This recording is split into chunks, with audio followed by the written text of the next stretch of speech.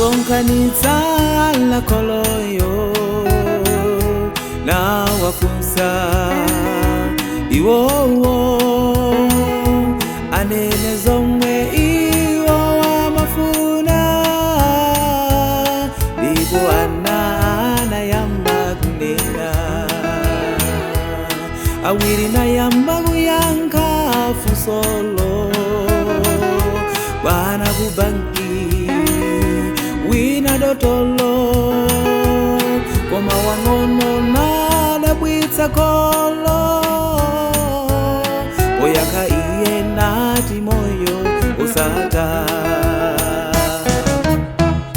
ntapeza zonse za dziko lino lapansi dziko lina zonse zizata ndifuna moyo ndasankha moyo ndifuna moyo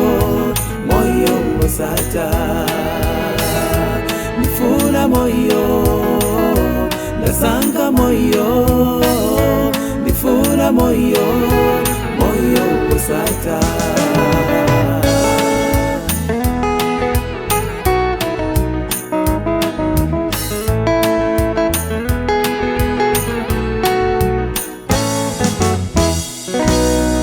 upindula njindi za nzikoli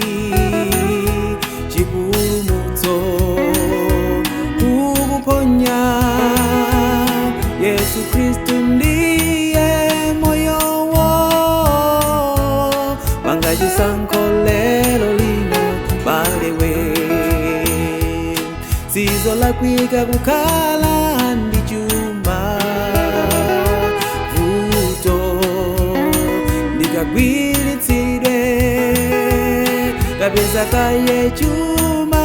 chosata ndiwo moyo usata ntapeza zonse za dziko lino lapansi dziko lina zonse zizata ndifuna moyo ndasankha moyo ndifuna moyo wosata ndifuna moyo ndasankha moyo ndifuna moyo wosata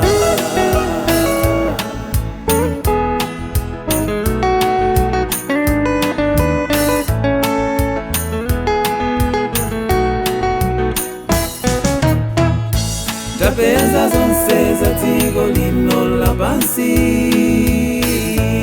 dziko lina zonse zizata ndifuna moyo